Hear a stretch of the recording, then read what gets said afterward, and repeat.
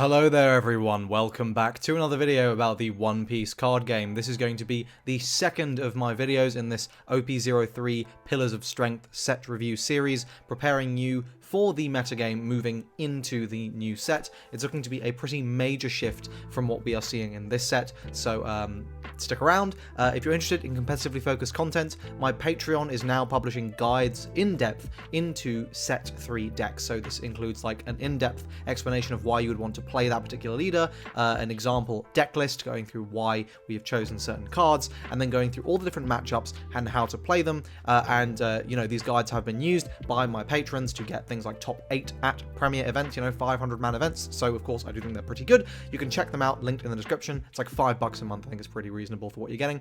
So please do check that out if you want to support the channel, or just, you know, up your One Piece game. That shilling out of the way, last bit of thing, 69% of you, hilariously enough, are not subscribed to the channel, so I'd appreciate it if you hit that button, because it makes me feel good. Let's go ahead and jump into the set review. We're doing green today. So green is a very interesting color because for 2 sets, it's essentially been like in contention, if not the top dog, right? In set 1, pretty widely agreed that Green Kid was the best deck, but even if you disputed that, the only other viable alternative you offer up as the best deck is Law, which is red-green. So, you know, the top end is green, the bottom end is red, so you can count it as for both. In set 2, arguably red is the top dog color, but green can certainly compete, and green has a very advantageous matchup into red in OP02. So green is still kicking at the top of the meta. Set 3, this trend does not continue in set 3. There's a lot to talk about as to why, and we sort of begin to examine exactly what has happened in terms of why green fell off quite so hard in the Japanese meta. Now, it's worth saying that there's also a complete lack of experimentation, I would say, in the Japanese format, due to some extenuating circumstances where Red Whitebeard was so overwhelmingly like OP, like tier 0, you know, 70-80% of the meta, that it, you know, it's very difficult to experiment in that kind of environment. So the Japanese meta was kind of forced to develop over only about 6 to 8 weeks.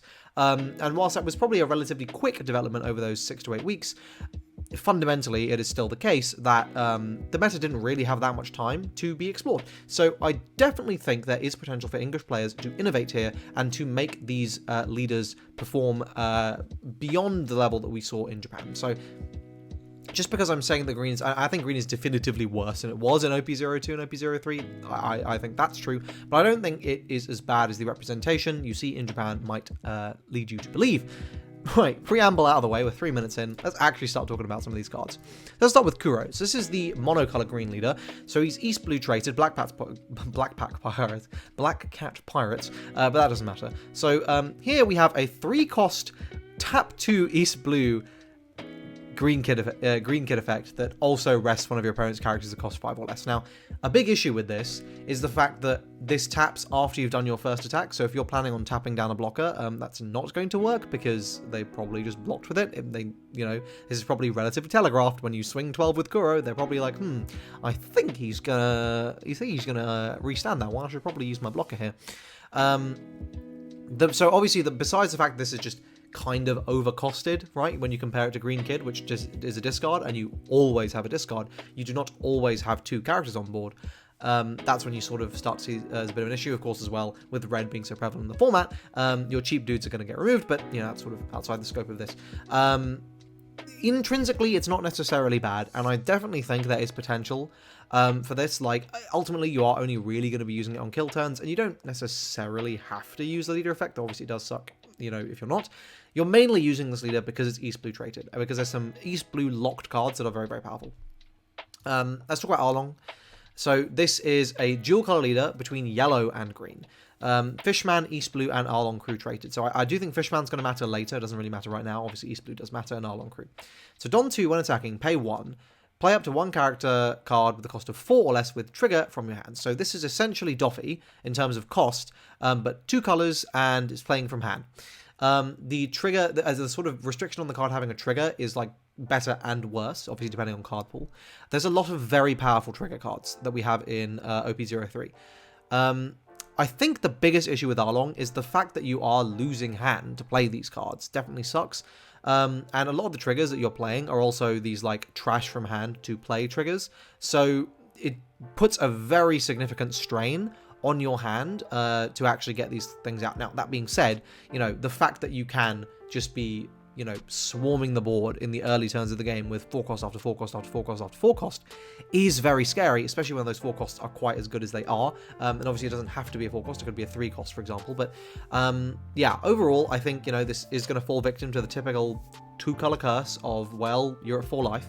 But I do think there is potential here. I think this is a powerful leader effect. Okay, Alvida, this is a vanilla 1-3. Jin, this is one of the reasons you would want to play East Blue. So this is an on play. If your leader's East Blue traded, you tap up to 2 of your opponent's characters that cost 4 or less. So obviously that is very, very good. 4 cost or lowers, unfortunately, in this meta, are less prevalent. We are looking at curves that are like going 5s and 6s and 7s are like very, very common in the meta. But there are 4s, certainly, you know, the vanilla 4/6s are very popular. Yellow plays a lot of them, so this is quite good into that. This is just, but undoubtedly, like, even if it's not good right now, this leader effect, this effect is sort of evergreen, right? Like, it's very, very powerful, especially on a almost vanilla tier statted body.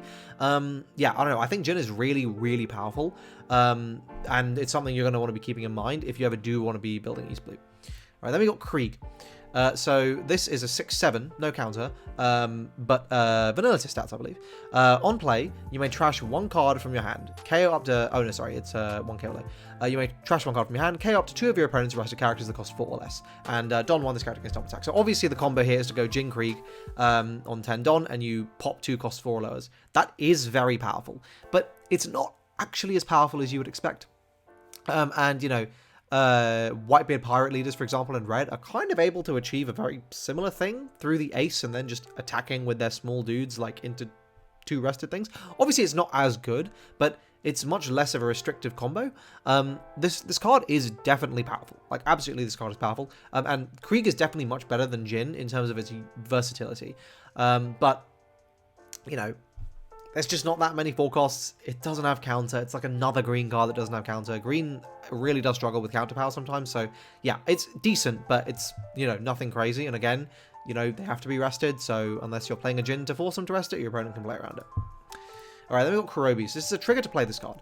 4/3, on play, if your leader's East Blue, rest up to 1 of your opponent's characters. So this resting anything is really, really good. And as a result, like, it's something you definitely want to be playing. You can cheat out with Arlong, right, if you're essentially only playing it for 1 and you're just swinging for 7, which is really, really good. You can use this to tap down blockers of any cost, which is very powerful potentially.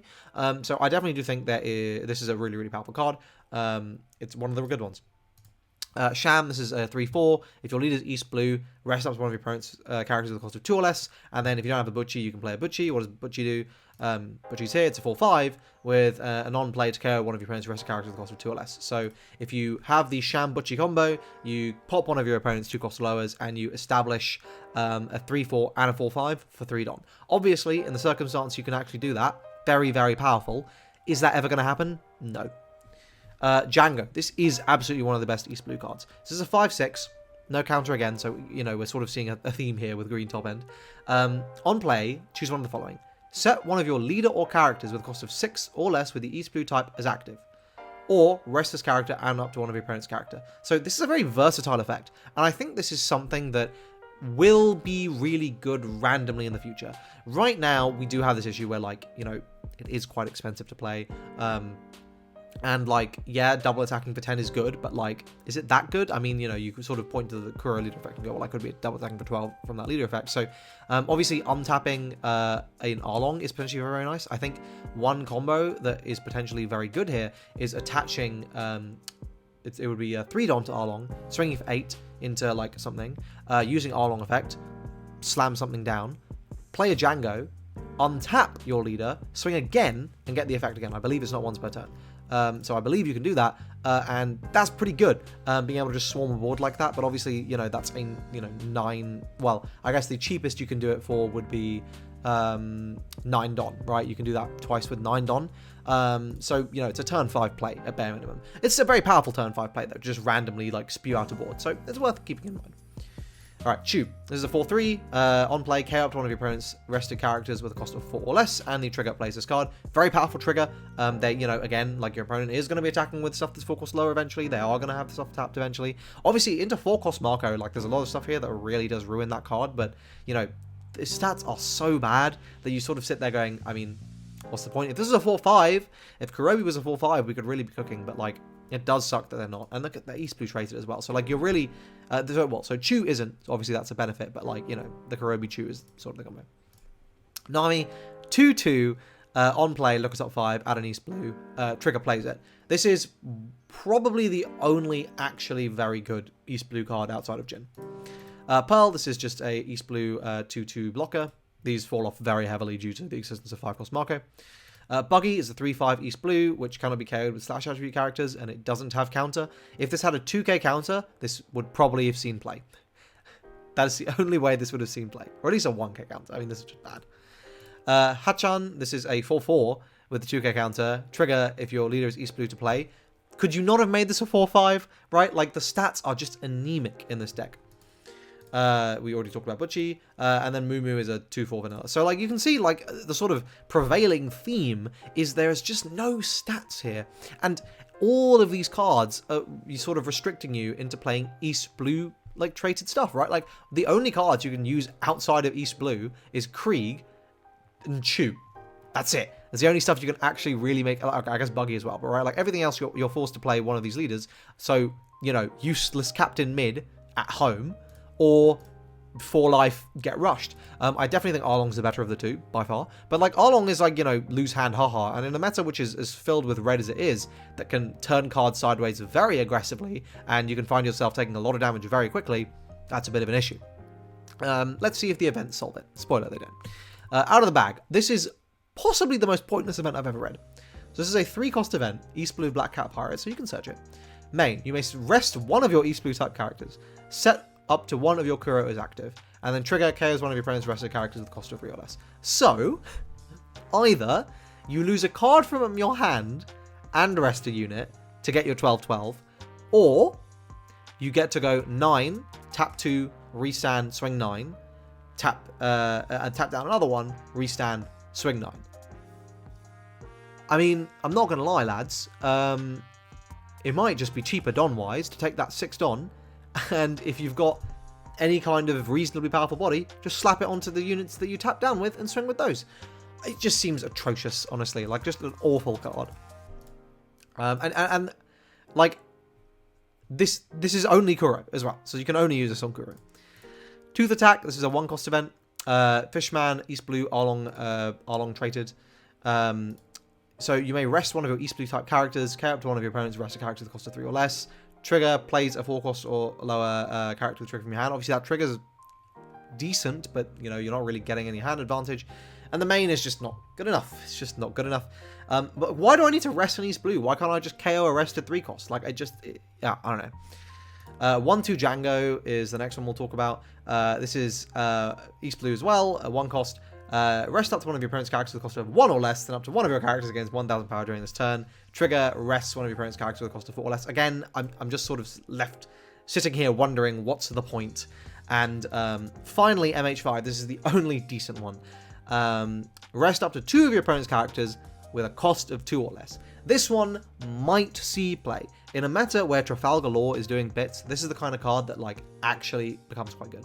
And the trigger rests one of your opponent's characters with a cost of 5 or less, which again is a high enough level cost where you're like, okay, you can kind of cook with this. This is the only decent one. You can see maybe like 4 good cards for green, maybe at a push, and that's sort of the problem, right? That's why green is just underperforming. Now, definitely, I think there's potential, but it's a bit of a rough thing to find. So there we go. That is my review of all the green cards on OP03. Bit dire. That's why you see green decks kind of just staying the same. Like, it's just basically OP01 and 2 cards. It is what it is. To be fair to them, like, green and OP02 was pretty much just an OP01 deck with like 2 new cards. But there we go. That's it. I hope you guys found this video helpful, informative. Again, please do subscribe to the channel for more One Piece content. I upload pretty damn regularly. You're going to be seeing that. Lots of deck profiles coming soon and already up on the channel. Please do check them out. It's all OP03 content. You're going to be very prepared if you hit that sub button and just watch my content. Like the video if you enjoyed it. Check out my Patreon, link in the description. And I hope to see you guys in the next video. Cheers.